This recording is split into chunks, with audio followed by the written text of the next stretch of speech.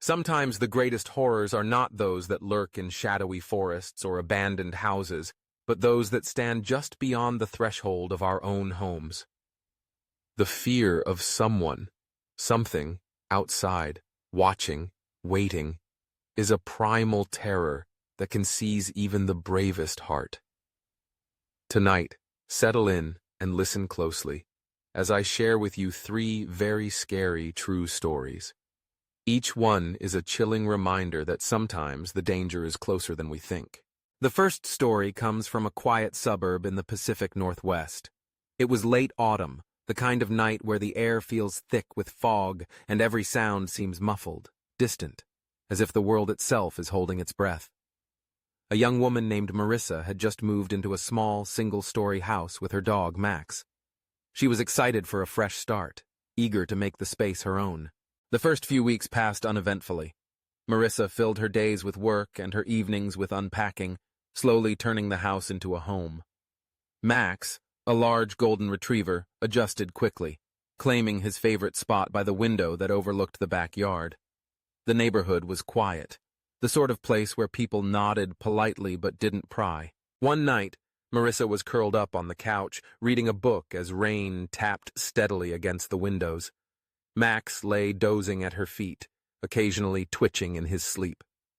It was nearing midnight when a sudden, sharp bark from Max jolted her out of her story.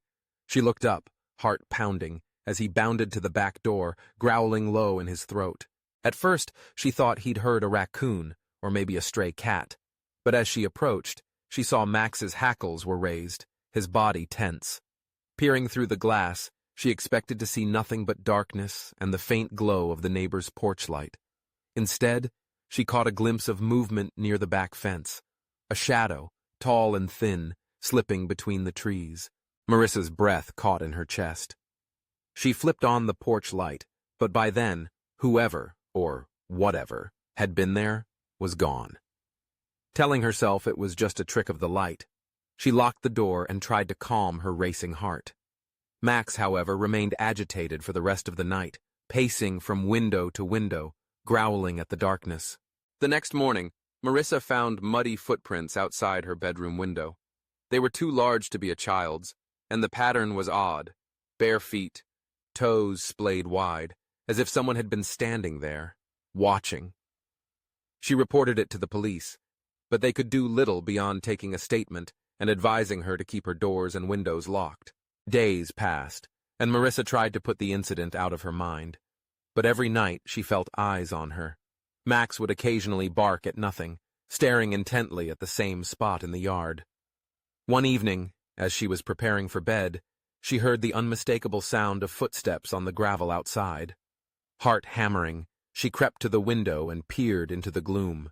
There, illuminated by the moonlight, was a figure standing just beyond the fence. Tall, impossibly thin, with arms that seemed too long for his body. He was staring directly at her window, unmoving. Marissa stumbled back, grabbing her phone with shaking hands and dialing 911.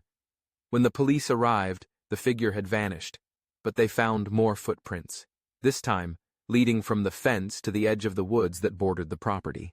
Fearing for her safety, Marissa installed security cameras. For a few days, things were quiet.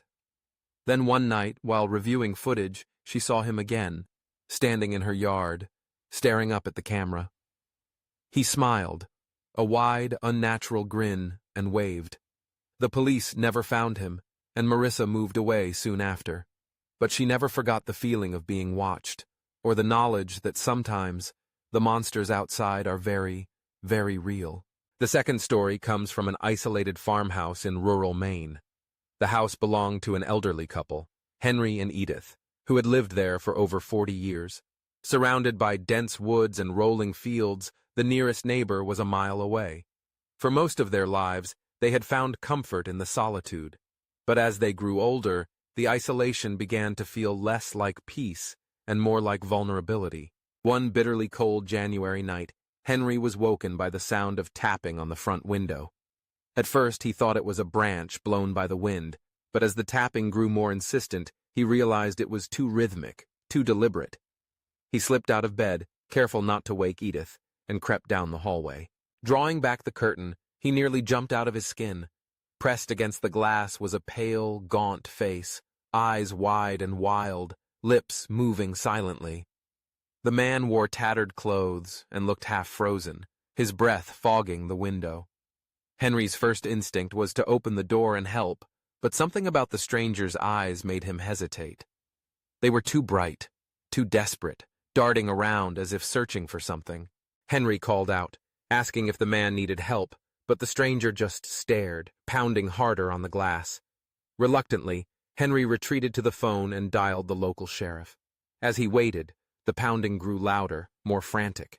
The man began shouting, his words slurred and incoherent, his fists leaving smears of blood on the window. Edith woke to the commotion and joined Henry in the living room, her face pale with fear. Together they listened as the man circled the house, rattling doorknobs, scraping at the siding, sometimes wailing like an injured animal. The minutes crawled by until, finally, the headlights of the sheriff's car cut through the darkness. When the deputies approached, the man bolted into the woods. They searched for hours but found only footprints disappearing into the trees. The sheriff explained that a patient had escaped from a nearby mental institution 2 days before, and that this was likely the same man. He promised to patrol the area more frequently. Henry and Edith tried to return to normal, but the sense of safety they once felt was gone. Every night, they double-checked the locks, drew the curtains tight, and listened for sounds outside. A week later, Edith found a torn piece of fabric snagged on the rose bushes beneath their bedroom window. It was the same faded blue as the stranger's shirt. They never saw him again, but for months after, Henry would wake in the night, certain he heard footsteps crunching in the snow outside. Sometimes he'd find faint handprints on the windows in the morning, as if someone had stood there just out of sight, watching them sleep. The third story takes us to a bustling city, where the anonymous press of strangers can sometimes be more unsettling than any isolated wilderness. This story belongs to a college student named Alex, who shared a cramped apartment with 2 roommates. The building was old, its hallways narrow and dimly lit, the sort of place where footsteps echo long after the person has passed. It was late October, and Alex's roommates had gone home for the weekend, leaving him alone for the first time. He relished the quiet, spending the evening catching up on assignments and listening to music. As midnight approached, he decided to take out the trash before heading to bed. The apartment's dumpster was in a small, fenced-in area behind the building. As Alex stepped outside, he noticed the chill in the air, the way the city lights didn't quite reach the alley. He hurried down the steps, tossed the bag in the dumpster, and turned to head back inside. That's when he heard it. A soft, shuffling sound, like someone dragging their feet on concrete. He froze, peering into the darkness. At first, he saw nothing, but then a figure emerged from behind a parked car. It was a man, tall and thin, dressed in dark clothes. He was walking slowly, deliberately, his gaze fixed on Alex. Trying to appear unconcerned, Alex nodded and started for the door. But as he fumbled with his keys, he realized the man was following, his footsteps silent and measured. Heart pounding, Alex slipped inside and locked the door behind him, watching through the peephole as the man stopped just outside, staring up at the building. Alex waited, barely daring to breathe. After several tense minutes, the man disappeared into the shadows. Telling himself it was nothing, Alex went to bed, but sleep didn't come easily. The next night, Alex returned home late from the library. As he turned the corner into his street, he felt a prickling at the back of his neck, the unmistakable sensation of being watched. He glanced over his shoulder and saw the same man from the night before, standing beneath a street lamp, his face obscured by a hood. Alex quickened his pace, ducking into his building and locking the door. He pressed himself against the wall, straining to hear any movement outside.